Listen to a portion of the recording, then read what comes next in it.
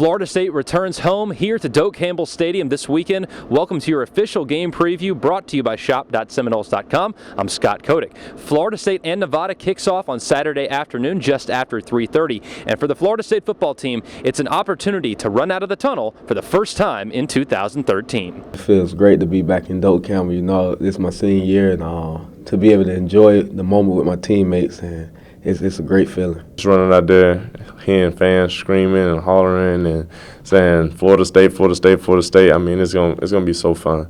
It's gonna be a great experience for me. It's gonna be great to bring the game back to Doak Campbell. You know, it always feels good to play at home, have a supporting fan base, and hear that loud cry when we come out of the stadium. It's just wonderful. It just shows you just how much people love Florida State, and it's just like they came out there to see you guys perform and do a good job, and you don't want to let them down, the fans down, because they support you, and then you don't want to let your teammates down, your coaches down. So it's really just like you want to go out there and make them proud of their school. Now for a look at the Florida State offense versus the Wolfpack defense, here's Jonathan Shalacy. The Seminole offense will finally be on display inside Doak Campbell Stadium for the home fans. It's after a performance in Pittsburgh that was absolutely incredible, which begs the question, can the Seminoles repeat? One that had 377 yards in the air and 156 on the ground. Only 2 incomplete passes all game and 5 touchdowns in all. It seems that the Seminoles can't get much better from that, but when you ask players like Jameis Winston, there's always room to grow. Watching the Pitt film, I just know that I made a lot of mental mistakes, and I got to be more cool in the pocket and just let things happen instead of trying to make things happen. Like sometimes I made plays that I shouldn't even have to do that. I should have just made an easy completion and it would have been good. So I always look at it like from the outside in, just even though I knew I was doing that and I knew what I can do better. Nevada's defense has already allowed 945 yards of total offense, which averages to 7+ yards a play, and they've already allowed 7 touchdowns this season. This is a team that the Seminoles are not overlooking. Rather, they're very excited to play. They're looking to improve on their small mistakes in the only game they've played so far this season. If there was anything that decided me the most, it wasn't Jameis throwing 4 touchdowns. It was, it was the mistakes we made and how small they were and how correctable they are.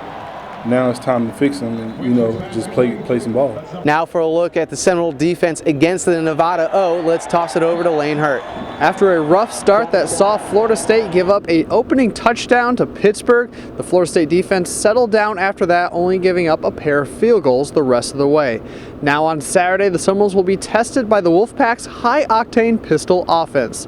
Nevada is the innovator of the pistol, and just like a lot of offenses you will see this year, they want to run at a fast tempo. In fact, Nevada has run 86 and 91 plays respectively in their first 2 games. That means it puts the onus on the defense to line up quickly and correctly each time out. That puts the pressure on guys like Telvin Smith and the seniors on the defense to make sure they have the play called on time and they have everybody in the correct spot. The wild card for Saturday is Nevada quarterback Corey Fajardo, who is currently listed as day-to-day with a right knee sprain. If Fajardo can't go, the job falls to junior Devin Combs.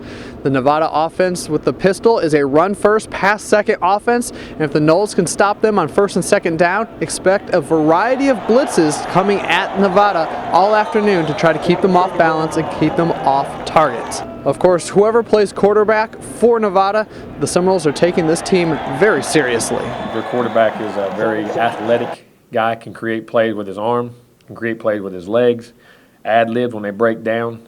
They run the pistol offense and a lot of different looks and a lot of no-huddle, which our defense will be extremely challenged with. It's definitely fun, because you really only have to key maybe 1 or 2 things and you have one person. Also, the hurry-up offense, so that's going to be a little bit maybe different for us, and then the quarterback is very mobile, so we have to definitely stay on our assignments and make sure that we do everything correct. Thank you, Lane and Jonathan, for those defensive and offensive previews. Remember, Seminole fans, kickoff scheduled for just after 3:30 on Saturday afternoon, and of course, great coverage you've come to expect from us here at Seminoles.com, pregame, during game, and of course, great post-game coverage. You're not going to want to miss a second of the action as Florida State takes on Nevada at 3:30 this weekend. So here inside Doak Campbell Stadium, I'm Scott Kotick for Seminoles.com. Enjoy the game, Seminole fans.